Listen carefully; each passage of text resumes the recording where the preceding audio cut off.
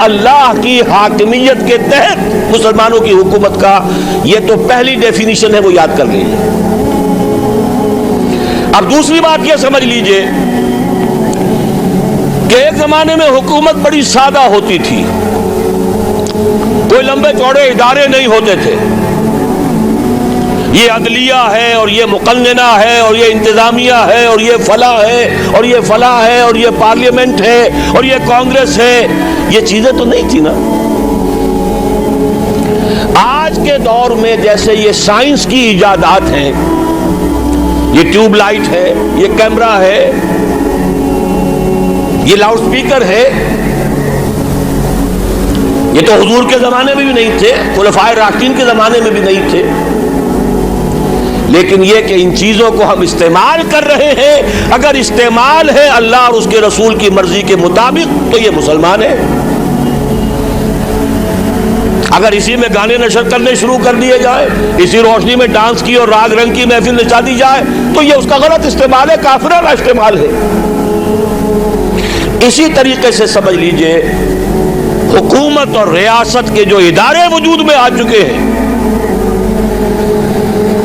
ان اداروں میں سے جو شے اسلام کے خلاف نہ ہو وہ لے کر صرف 3 چیزیں شامل کر دی جائیں تو خلافت بن جائے گی۔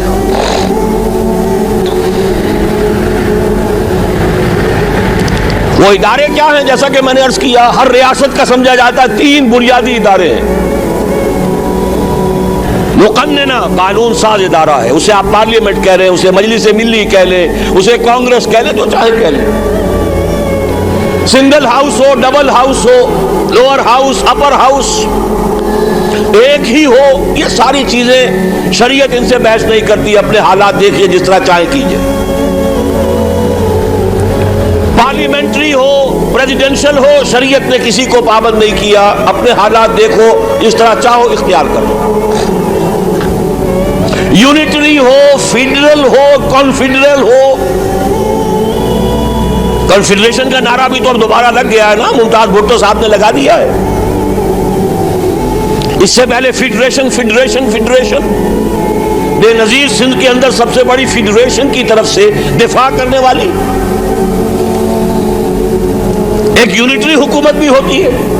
آج کے ایران میں یونٹری حکومت ہے،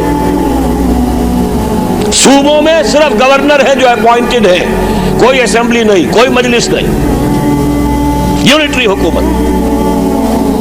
پارلیمنٹ صرف ایک ہے پورے ایران کی۔ ہاں ان کے ہاں البتہ 2 ہیں، ایک منتخب لوگ ہو کر آتے ہیں عوام سے اور ایک ہے ان کے علماء کی باڈی، لیکن یہ صرف سب کچھ مرکز میں ہے، باہر کچھ نہیں۔ تو میری باتیں نوٹ کر لیجئے، 3 بنیادی ادارے، مقننہ، عدلیہ، انتظامیہ، 3 بنیادی صورتیں، unitary form of government, federal form of government, confederal form of government, اور پارلیمانی یا صدارتی نظام۔ ان تمام چیزوں کو شریعت نے کہا ہے کہ مباح ہے، جدھر سے چاہو استعمال کرو۔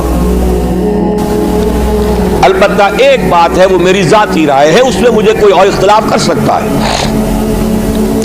وہ میری رائے یہ ہے کہ مغرب میں جو ارتقاء ہوا ہے ریاست کے اداروں کا، ہر ارتقاء کا ایک کلائمیکس ہوتا ہے، ایک انتہا ہے اس کی۔